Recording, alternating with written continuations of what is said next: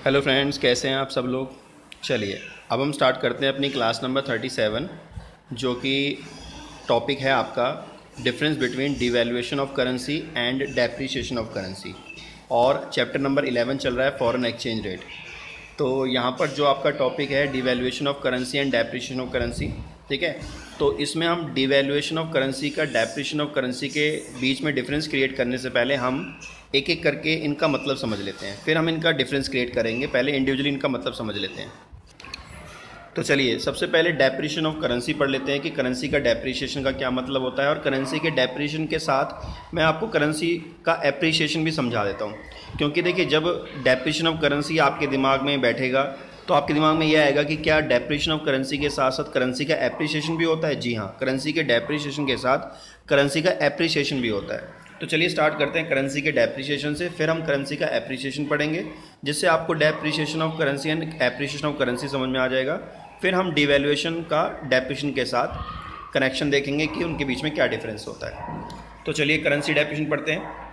When due to the excess demand rate of exchange rises, जब भी domestically हम किसी भी फॉरेन करेंसी की डिमांड करेंगे, एक्सेस डिमांड करेंगे किसी भी फॉरेन करेंसी के लिए, तो उससे क्या होगा कि जो एक्सचेंज रेट होगा वो हाई हो जाएगा। मतलब एक्सचेंज रेट हाई होने का मतलब, जैसे मान लीजिए छोटा सा एग्जांपल लेते हैं कि मान लीजिए कि जो डॉलर का रेट है वो 60 रुपये है $1 का। तो मान लीजिए कि मैं डॉलर की डिमांड ज़्यादा कर रहा हूँ, तो सामने वाला क्या करेगा, मेरी डिमांड को देखते हुए वो क्या करेगा, प्राइस हाई कर देगा कि भाई मैं अब आपको $1 65 रुपये में दूंगा। इसका मतलब अब मुझे डॉलर 60 की बजाय कितने में मिल रहा है, 65 रुपये में। इसका मतलब क्या हुआ कि मेरी करेंसी का क्या हुआ, डेप्रिसिएशन हो गया। यहाँ पर आप ये मत समझना कि मेरा जो अमाउंट है 60 से 65 हो गया तो मेरी करेंसी का एप्रिसिएशन, जितना मुझे ज़्यादा से ज़्यादा पैसे देकर अपनी करेंसी में डॉलर मिलेगा, समझ लीजिए हमारी नज़रों में हमारी जो करेंसी की वैल्यू है वो गिरती जा रही है। ठीक है, इंटरनेशनल मार्केट में, फॉरेन एक्सचेंज मार्केट में हमारी करेंसी की वैल्यू गिर रही है। क्योंकि अगर हम किसी भी करेंसी के लिए पहले के मुकाबले अगली बार ज़्यादा से ज़्यादा पेमेंट करेंगे, 60 रुपये की बजाय अगर हम 65 रुपये दे के डॉलर ले रहे हैं, तो 5 रुपये से हमारी करेंसी की वैल्यू फॉरेन एक्सचेंज मार्केट में गिरी है। तो इसलिए जब भी हम एक्सेस डिमांड करेंगे किसी भी फॉरेन करेंसी के लिए, तो उससे क्या होगा, रेट ऑफ एक्सचेंज राइज होगा, मतलब हमारी करेंसी की वैल्यू गिर जाएगी। देन डोमेस्टिक करेंसी डेप्रिशिएट, वही ये बता रहा है कि डोमेस्टिक करेंसी डेप्रिशिएट हो जाएगी। तो डोमेस्टिक करेंसी के डेप्रिशिएट होने से क्या फ़र्क पड़ता है, इट अफेक्ट द इंपोर्ट। जब मान लीजिए कि डॉलर की पेमेंट मान लीजिए 60 रुपये में $1 मिल रहा है, अगर 65 रुपये में $1 मिलेगा, तो समझ लीजिए जब भी मैं यूएसए से कुछ भी परचेज़ करूँगा तो पहले के मुकाबले 60 रुपये के मुकाबले मुझे अब 65 रुपये देने पड़ रहे हैं। इसका मतलब मेरा इंपोर्ट क्या हो जाएगा, पहले के मुकाबले अब महंगा हो जाएगा। तो इट अफेक्ट द इंपोर्ट, इसका मतलब करेंसी का जो डेप्रिसिएशन होता है एक्सेस डिमांड के होते हुए, तो उससे हमारे इंपोर्ट पे असर पड़ता है। इंपोर्ट क्या होता है, महंगा हो जाता है। तो make it costly, it affect the import, import पे इफेक्ट पड़ता है, और इंपोर्ट क्या होता है, महंगा हो जाता है। On the other hand domestic goods become cheaper, और हमारी जो डोमेस्टिक कंट्री, जो हमारी अपनी कंट्री की गुड्स होती हैं, वो फॉरेन कंट्रीज़ के लिए चीपर हो जाती हैं। क्योंकि जो चीज़ पहले उन्हें 60 रुपये में मिल रही थी, अब वही चीज़ जो है उसकी कीमत वही रहेगी, लेकिन अब वो 65 रुपये में आपको चीज़ एक्स्ट्रा मिलेगी। मतलब जो फॉरेन कंट्री वाले जो लोग हैं, मान लीजिए पहले वो $1 में मान लीजिए कि 1 kg कुछ लेते थे, ठीक है, राइस मान लीजिए कि $1 में वो 1 kg राइस लेते थे, और राइस की कीमत थी 60 रुपये। अब वही डॉलर आपका 65 रुपये का हो गया। तो इसका मतलब अब 60 रुपये अगर 1 kg रेट है राइस का, तो 65 रुपये में आपको फालतू मिलेगा, देने आपको डॉलर एक ही हैं।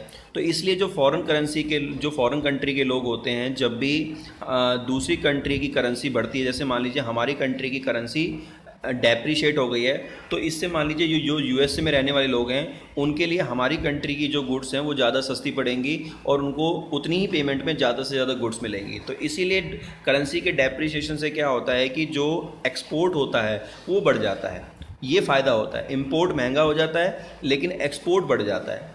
तो इसे एग्जाम्पल से समझ लेते हैं। मान लीजिए कि 5 जुलाई को ए ने जो है वो बी से ऑर्डर किया, बी जो है वो यूएसए में रहता है, और ए ने बी को ऑर्डर किया कि भाई मुझे एक फ़ोन चाहिए, ठीक है। तो बी ने कहा ठीक है। तो बी ने कहा जो फ़ोन आपको चाहिए, 5 जुलाई की बात हो रही है, और 5 जुलाई को अगर आप देख सकते हैं तो यहाँ पर मैंने एक्सचेंज रेट लिखा हुआ है कि $1 60 रुपये के बराबर है। इंडिया और यूएसए के बीच में जो एक्सचेंज रेट है, ठीक है। तो यहाँ पर ए ने जो इंडिया में रहता है, उसने जो बी है जो यूएसए में रहता है उसको बोला कि मुझे एक फ़ोन चाहिए। तो बी ने कहा उस फ़ोन की कीमत $200 है। तो ए ने कहा ठीक है कोई बात नहीं, आप ऐसा करिए मुझे 10 फ़ोन दे दीजिए।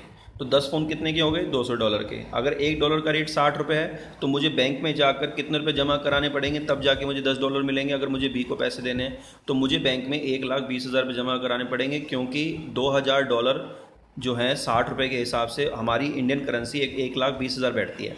तो 1,20,000 मैं बैंक में जमा करा दूंगा, बैंक बी को पेमेंट कर देगा। अगर हम बात करते हैं अब आज ये 10 जुलाई पे तकरीबन 5 दिन के बाद, तो मैंने ए ने जो है वो बी को दोबारा से बोला कि भाई मुझे फ़ोन चाहिए, वही 10 फ़ोन बिक गए हैं 5 दिन में, वो 10 फ़ोन बिक गए। तो ए ने बी को दोबारा ऑर्डर किया 10 जुलाई को कि भाई मुझे वही 10 फ़ोन दे दो। तो बी ने कहा ठीक है $200 रेट है, आप मुझे $2,000 दे दीजिए, मैं आपको फ़ोन भेज दूंगा। लेकिन अगर हम 10 तारीख को देखें तो 10 तारीख को यहाँ पर जो इंडियन करेंसी का डॉलर के साथ एक्सचेंज रेट है वो ₹65 हो गया, चेंज हो गया। डिमांड की वजह से मार्केट में डिमांड चल रही होगी डॉलर की। तो इस केस में अगर आप देखिए तो यहाँ पर आपका करेंसी का डेप्रिसिएशन हो गया, क्योंकि आपको पहले के मुकाबले अपनी करेंसी ज़्यादा पे करनी पड़ रही है same quantity of foreign currency के लिए।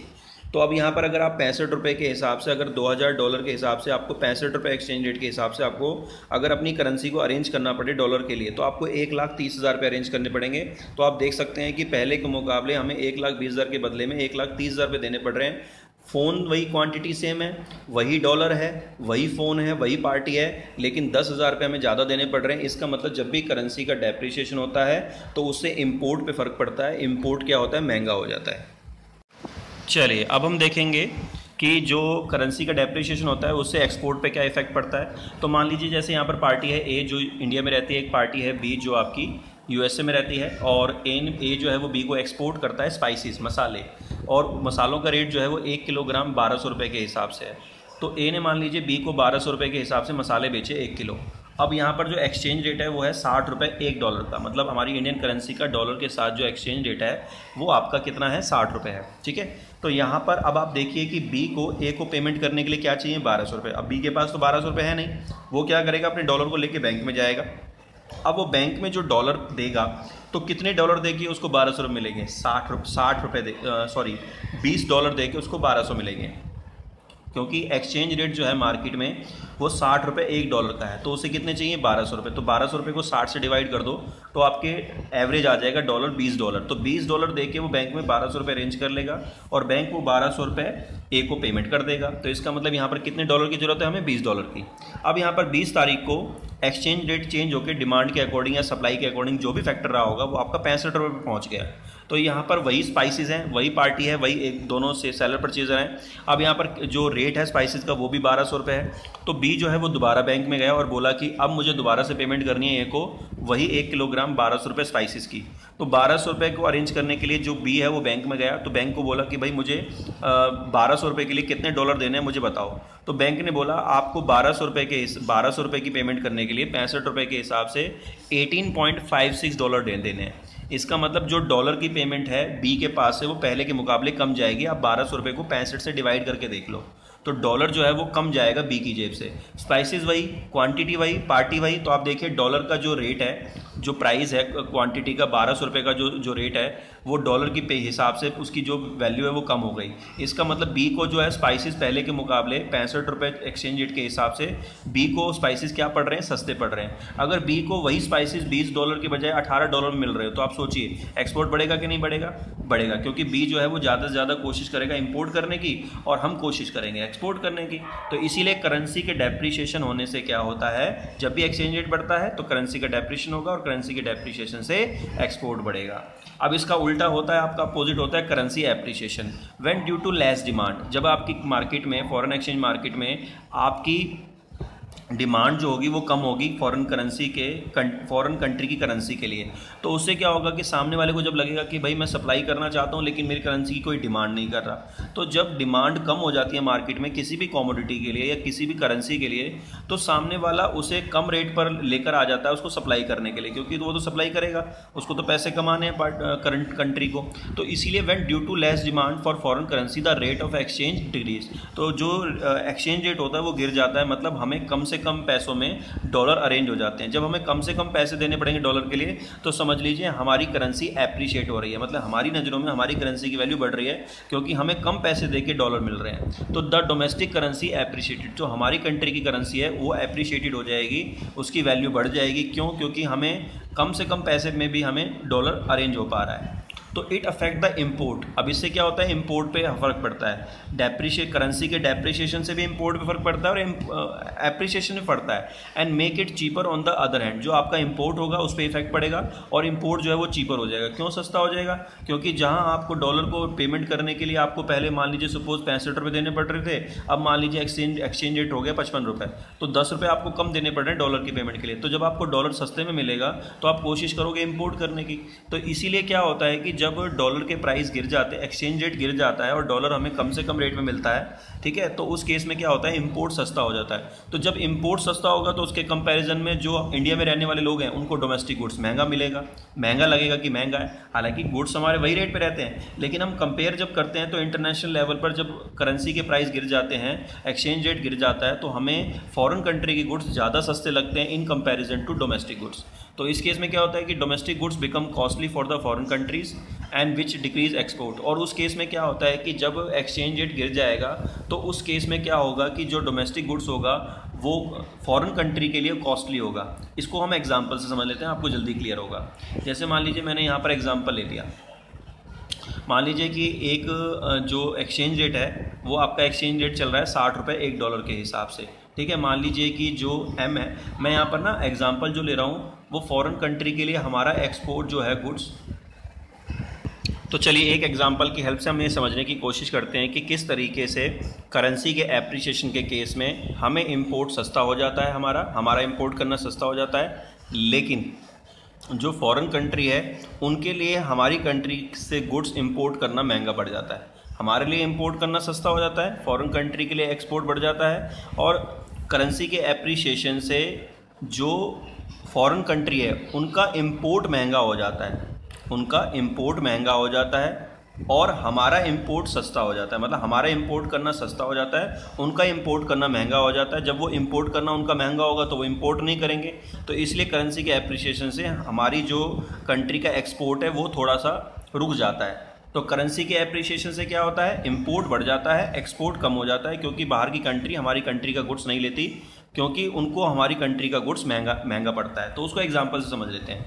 तो मैंने यहाँ पर वो एग्जांपल लिया है जो आपको ये बता रहा है कि करेंसी के एप्रिसिएशन के केस में जो फॉरेन कंट्री है उनको हमारा गुड्स महंगा क्यों लगता है। तो मान लीजिए कि मैंने यहाँ पर जो एग्जांपल लिया है वो इंपोर्ट, आई थिंक मेरे हिसाब से मैंने इंपोर्ट का लिया है। मैंने यहाँ पर जो एग्जांपल लिया है वो एक्सपोर्ट वाला नहीं लिया कि हमारा एक्सपोर्ट कैसे रुक जाएगा। मैंने यहाँ पर एग्जांपल लिया है कि करेंसी के एप्रिसिएशन से हमारी कंट्री में इंपोर्ट क्यों बढ़ जाता है करेंसी के एप्रिसिएशन से। तो उसको समझने की कोशिश करते हैं कि मान लीजिए एक पार्टी है एल और एक पार्टी है एम। एल ने एम से, एल जो है वो इंडिया में रहती है, एम जो है वो यूएसए में रहता है, और दोनों कंट्री के बीच में जो एक्सचेंज रेट है वो 60 रुपीज़ है, 60 रुपीज़ इक्वल टू $1। तो इस केस में मान लीजिए एल ने एम से कहा कि भाई मुझे 1 किलोग्राम चॉकलेट चाहिए, 1 kg चॉकलेट चाहिए। तो एम ने बोला कि भाई जो आपको चॉकलेट चाहिए उसका प्राइस है $30, मतलब आपको $30 देने पड़ेंगे। तो एल ने कहा ठीक है मैं आपको पैसे भेज देता हूँ। तो $30 के हिसाब से अगर आपको $30 अरेंज करने हैं, $30 की पेमेंट करनी है, तो आप बैंक में जाओगे तो बैंक वाला आपसे क्या कहेगा, 60 रुपये के हिसाब से $1 है तो $30 के हुए 1800 रुपये। आप कैलकुलेट करके देखो, 60 × 30 आपके टोटल 1800 रुपये बन जाएंगे। तो 1800 रुपये पे करने पड़ेंगे। मान लीजिए कि कुछ दिन के बाद, तकरीबन 1 हफ्ते या 5-6 दिनों के बाद, जो एक्सचेंज रेट है वो 60 रुपीज़ से गिरकर आपका 55 रुपीज़ पे आ गया। अब दोबारा से एल ने एम से चॉकलेट खरीदी, चॉकलेट वही है, प्राइस वही है $30। अब यहाँ पर 55 रुपये के हिसाब से आपको डॉलर अरेंज करने हैं। तो 30 रुपये, तो आपका जो $30 का रेट है 1 किलोग्राम चॉकलेट का, तो $30 अरेंज करने के लिए आप बैंक में गए। बैंक ने कहा एक्सचेंज रेट है 55 रुपये, तो $30 के लिए हम आपसे 1650 रुपये लेंगे। तो अब आप कंपेयर करके देख लो कि पहले हमें उसी चॉकलेट के लिए, उसी क्वांटिटी के लिए, उसी पार्टी को, एम को 1800 रुपये देने पड़ रहे थे। अब वही क्वांटिटी, वही पार्टी, वही कमोडिटी के लिए हमें 1650 रुपये देने पड़ रहे हैं, मतलब 350 रुपये हमें कम देने पड़ रहे हैं। तो आप सोच के देखिए कि वही चॉकलेट जो हमें 1800 रुपये की मिल रही थी, same quantity, same quality, same party, same commodity, हमें 1650 रुपये की पड़ रही है वो। तो इसका मतलब क्या हुआ कि इंपोर्ट सस्ता हो गया, तो इंपोर्ट सस्ता होगा तो इंपोर्ट बढ़ेगा। तो यहाँ पर मैंने एक हिंट दे रखा है, import will be increase due to the domestic goods become costly. होगा क्या, कंपेयर कर रखा है कि जब हम हमारी करेंसी का एप्रिसिएशन होता है तो बाहर की कंट्री से जो हम चीज़ें खरीदते हैं वो सस्ती पड़ती हैं, इन कंपैरिजन टू दैट हमारी डोमेस्टिक गुड्स हमें महंगी लगती हैं। बस ये फ़र्क है, प्राइस वही सेम होता है हमारी गुड्स का, लेकिन हमें लगता है कि बाहर की कंट्री की चीज़ें हमें सस्ती पड़ रही हैं। तो चलिए, ये तो हमने पढ़ लिया करेंसी के एप्रिसिएशन और करेंसी के डेप्रिसिएशन के बारे में। उसमें एक कॉमन चीज़ हमेशा याद रखना जो मैंने अभी बताई थी, करेंसी का एप्रिसिएशन हो चाहे करेंसी का डेप्रिसिएशन हो, एप्रिसिएशन और डेप्रिसिएशन होता तब है जब करंट मार्केट में डिमांड और सप्लाई का खेल होता है, मार्केट मैकेनिज्म के हिसाब से, जब गवर्नमेंट का कोई इंटरवेंशन नहीं होता, मार्केट के हिसाब से जो भी रेट होता है वो डिमांड और सप्लाई पे चलता है, फ्लेक्सिबिलिटी रहती है। तो इसीलिए जब डिमांड और सप्लाई का खेल हो मार्केट मैकेनिज्म का, तो उस मार्केट को हम बोलते हैं flexible exchange market, flexible exchange rate बोलते हैं। तो इसीलिए करेंसी का एप्रिसिएशन और डेप्रिसिएशन एग्जिट वहाँ करता है जहाँ पर फ्लेक्सिबल एक्सचेंज रेट हो, मार्केट डिसाइड करती है डिमांड और सप्लाई के अकॉर्डिंग कि क्या रेट होना चाहिए। चलिए अब हम पढ़ते हैं डिवैल्यूएशन के बारे में। It refers to a reduction in price of domestic currency. जिस तरीके से करेंसी डेप्रिसिएशन के केस में करेंसी डेप्रिशिएट होती है, डिवैल्यूएशन के केस में भी करेंसी डेप्रिशिएट होती है। देखिए ये कॉमन बात है डिवैल्यूएशन और डेप्रिसिएशन का, तभी हम आज डिफरेंस जो है वो डिस्कस इसलिए कर रहे हैं क्योंकि बच्चों को कन्फ्यूजन होती है कि डिवैल्यूएशन में भी करेंसी की डेप्रिसिएशन होती है, करेंसी की वैल्यू रिड्यूस होती है, और डिवैल्यूएशन के केस में रिड्यूस होती है, लेकिन दोनों में एक बहुत बड़ा मेजर फर्क है, वही हमें समझाना है। तो it refers to a reduction in price of domestic currency. मान लीजिए कि आपकी डोमेस्टिक करेंसी का जो प्राइस है वो गिर गया है in terms of all foreign currency. यहाँ पर ये याद रखिए, all foreign currency. All foreign currency का मतलब आपने अपनी कंट्री का जो एक्सचेंज रेट है, जो आपका INR का रेट है, वो आपने सभी कंट्री के लिए, सभी कंट्री की करेंसी के लिए एक साथ गिरा दिया, 10% या 15% जो भी था, under the fix exchange rate. इसका मतलब जो डिवैल्यूएशन जो सिस्टम होता है उसमें जो करेंसी की वैल्यू डेप्रिशिएट होती है वो सिर्फ और सिर्फ फिक्स्ड एक्सचेंज रेट सिस्टम के केस में होता है, जहां पर फिक्स्ड एक्सचेंज रेट सिस्टम होता है। और फिलहाल हमारी कंट्री में फिक्स्ड एक्सचेंज सिस्टम है नहीं।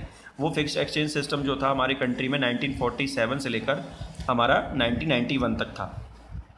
तो मान लीजिए एक एग्जांपल लेते हैं डिवैल्यूएशन का। मान लीजिए कि 1962 और 1965 में इंडो चाइना और इंडो पाकिस्तान वॉर हुआ था, एक युद्ध हुआ था हमारे चाइना के साथ और पाकिस्तान के साथ। तो बिफोर 1962, जब युद्ध नहीं हुआ था 1962 से पहले, तो मान लीजिए कि डॉलर का जो प्राइस था $1 15 रुपये के बराबर था according to the fixed exchange rate. मतलब गवर्नमेंट ने फिक्स कर लिया था, इंडिया की गवर्नमेंट ने USA की गवर्नमेंट के साथ 1962 से पहले कि $1 15 रुपये के बराबर होगा। ठीक है, चलिए उसके बाद A जो है वो इंडिया में रहता है, B जो है वो UK में रहता है। तो जो A जो है वो B को क्या करता है, स्पाइसेस एक्सपोर्ट करता है 1 किलोग्राम 150 रुपये के हिसाब से। ठीक है, एक्सचेंज रेट क्या है, उस समय का रेट बता रहा हूँ, 1 किलो 150 रुपये के बराबर था स्पाइसेस। तो मान लीजिए एक्सचेंज रेट क्या है, ₹1 15 रुपये के बराबर।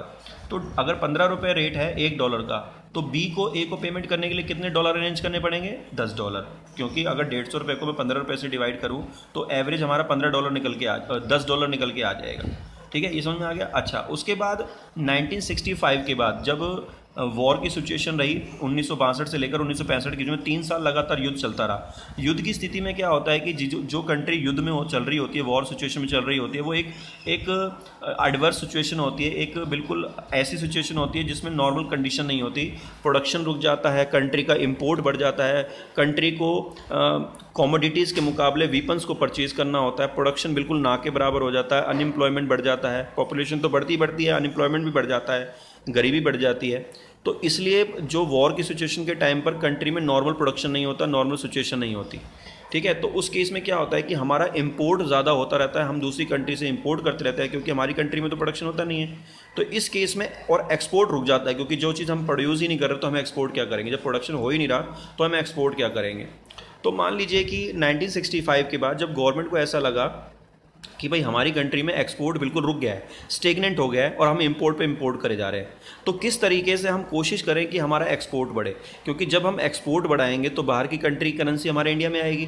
हमारा जब एक्सपोर्ट बढ़ेगा तो हमारा प्रोडक्शन बढ़ेगा, प्रोडक्शन बढ़ेगा तो एम्प्लॉयमेंट बढ़ेगा, एम्प्लॉयमेंट बढ़ेगा तो इनकम बढ़ेगी।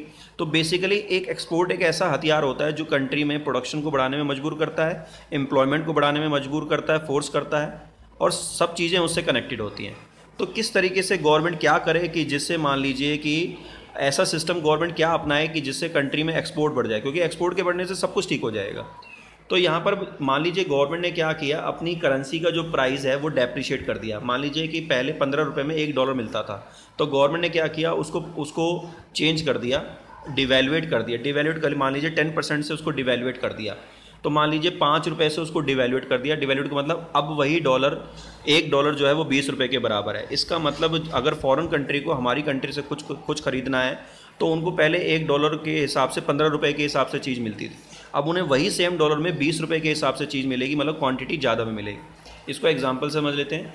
जैसे मान लीजिए कि ए जो है वो बी को सप्लाई करता था स्पाइसेस 1 kg 150 रुपये के हिसाब से। तो मान लीजिए $1 का जो रेट था पहले, मान लीजिए आपका 15 रुपये रेट था डीवैल्यूएशन से पहले। अब यहाँ पर 1965 के बाद करेंसी का डीवैल्यूएशन हो गया, 15 रुपये से अब जो आपका प्राइस है वो डॉलर का एक्सचेंज रेट वो बढ़ के 20 रुपये हो गया।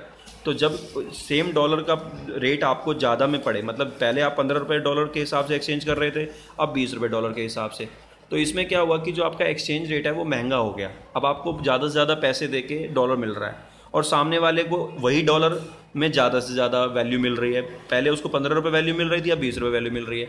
तो देखिए यहाँ पर 150 रुपये आपका 1 kg स्पाइसेस का रेट है, अब $1 आपका 20 रुपये के बराबर है। तो बी को ए को पेमेंट कितनी करनी पड़ेगी आप खुद करके देख लीजिए। 150 रुपये अगर वैल्यू है और 20 रुपये के हिसाब से अगर हम डिवाइड करें तो बी को $7.5 पेमेंट करनी है, मतलब $7.5 अरेंज करने पड़ेंगे, जहां उसको सेम स्पाइसेस सेम वैल्यू के लिए $10 अरेंज करने पड़ रहे थे।